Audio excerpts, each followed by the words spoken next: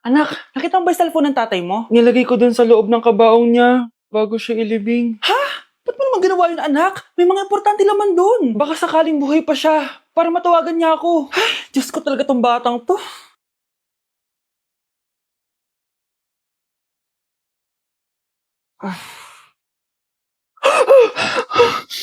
Matawag si tatay. Nay, kailangan natin pumunta sa sementeryo. Tumawag sa akin si tatay. Anak, pwede ba? Wala akong oras makipagbiruan sa'yo. Marami pa akong tatapusin trabaho. Pero nay, Pag di ka pa tumigil, kukunin ko yung cellphone mo. tay, sumagot ka. Alam kong buhay ka. Sa lahat ng pwede kong makita, ikaw pa talaga. Jessica, tinatawagan ko lang tatay ko. Nababaliw ko na talaga, no? Patay na tatay mo, di ba? Baliw. Hindi, buhay siya. Ito tandaan mo. Kapag hindi ka pa tumigil sa kabaliwan mo, susunod ka na sa tatay mo. Sinabihan akong baliw ni Jessica tapos sinaktan niya ako. Totoo naman, di ba? Nabuhay ka. Anak, nabalitaan mo na ba? Ha? Ang alin, nay? Patay na si Jessica. Natagpuan siyang walang buhay dyan sa may ilog. Ano? Ay, Diyos ko, kawawang bata. Tay, sumagot ka na please. Ikaw! Ikaw ang pumatay sa anak ko! Ano? Eh, siya nga to ng away sa akin eh. Ikaw ang huli niyang kasama. Tandaan mo to. Isusunod kita sa tatay mo. Tay, hindi ko na alam gagawin ko. Sinisisi ako ng nanay ni Jessica sa pagkamatay ng anak niya. Natatakot ako. Anak, yung nanay ni Cheska. Oh, Bakit, Nay? pinatay daw. Binitin sa may puno. Ano? Nakakatakot na dito sa barangay natin, anak. Sinong pumapatay sa kanila? Nay, may tao. Sino po sila? Magandang araw po. Ako po si Detective Jason. Ako ang may hawak sa investigation case sa pagkamatay ni Cheska at ng kanyang nanay. Bakit kayo nandito? Dahil dito.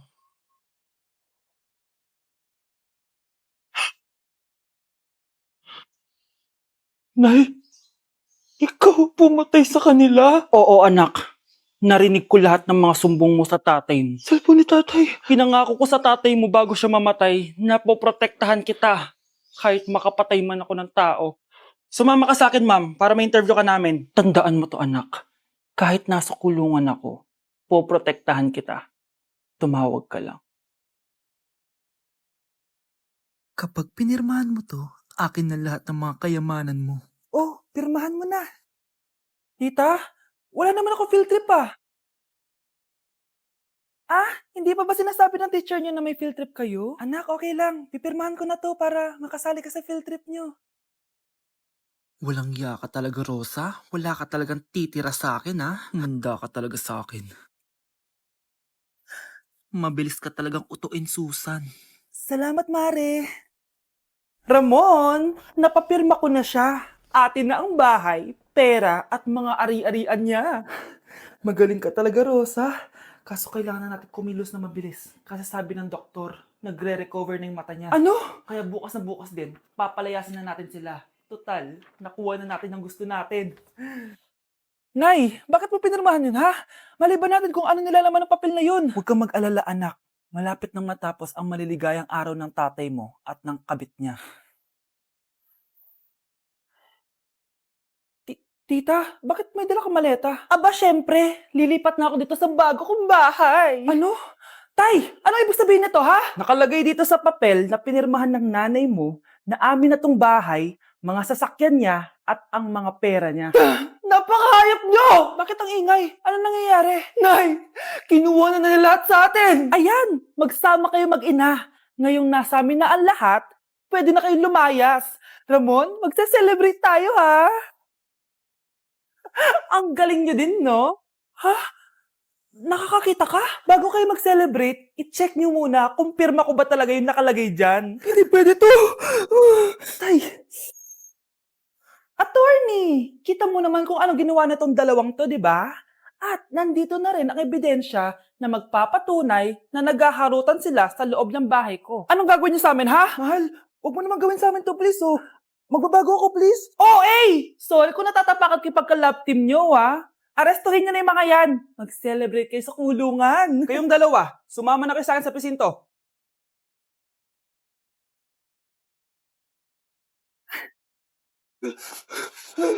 Ano nangyayari? Sino to?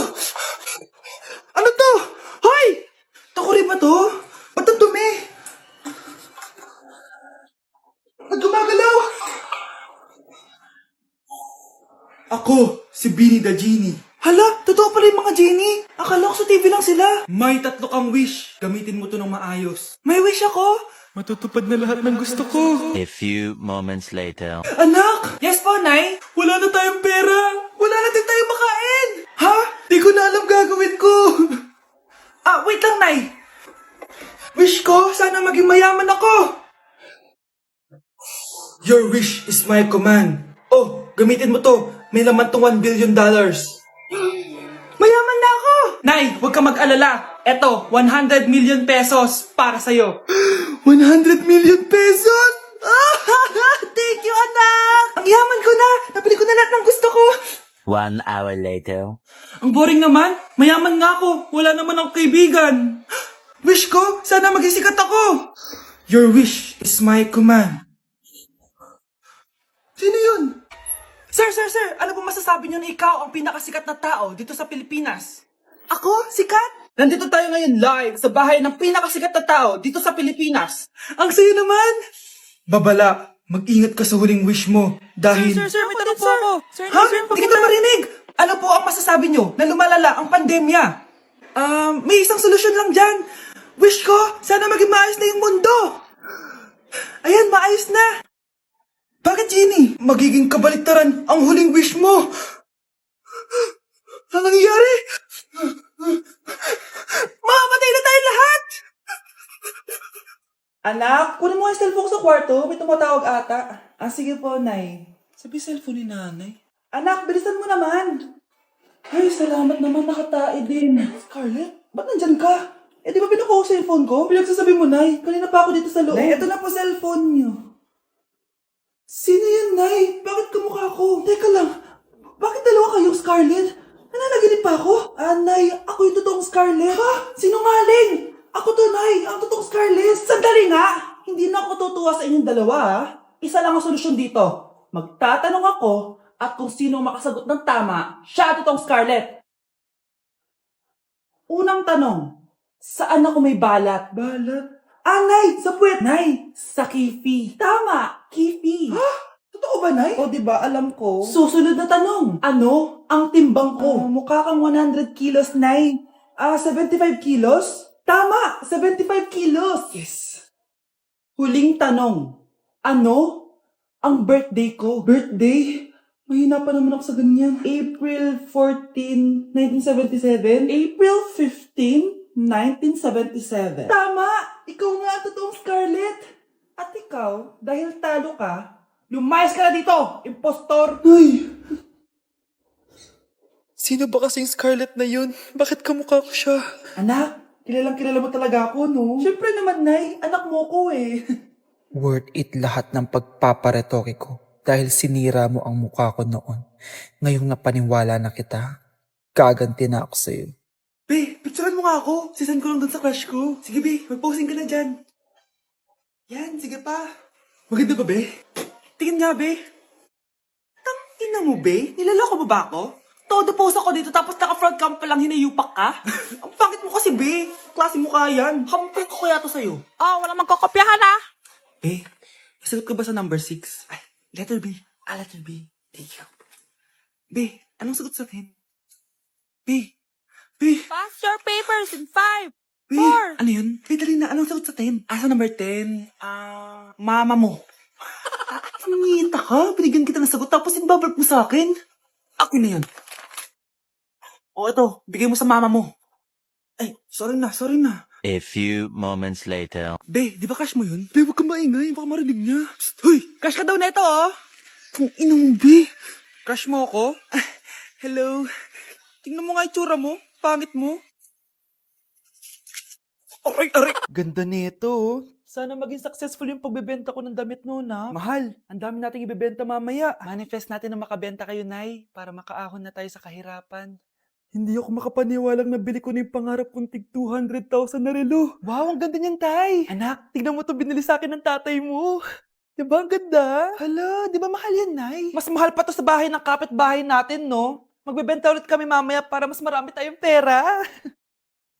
Anak, binilang kita ng kotse. Gamitin mo to pag pupunta ka ng school, ha? Ha? Tay, di ko naman po kailangan ng kotse. Kaya ko naman po mag-commute. Gumastos pa tuloy kayo. Dami mo naman sinasabi, anak. Sige na, puntahan mo na sa labas. Wow! May sarili na ako sasakyan. Wow, ang ganda naman ng bagong kotse mo, Scarlett. Ay, salamat po. Hindi ka ba nagtataka, Scarlett, kung bakit ang bilis niyo yumaman? Galing yun sa pagbebenta ng damit nila nanay. Ang dami na nga nilang mamahaling gamit ngayon eh. Sure ka ba? Na damit lang ang tinitinda nila? Nay, bumabagabag talaga sa isip ko kung bakit ang bilis nating yumaman. Ano ba talaga binibenta niyo ni tatay? Ano ka ba anak? Malaki talaga ang kita sa pagbebenta ng damit. Pero nay, wala nang pero-pero. Hindi ka ba masaya anak? Na mayaman na tayo? Na nabibili natin lahat ng gusto natin? Sige na, mag-aayos pa ako ng benta ko. Mahal, nakauwi ka na ba?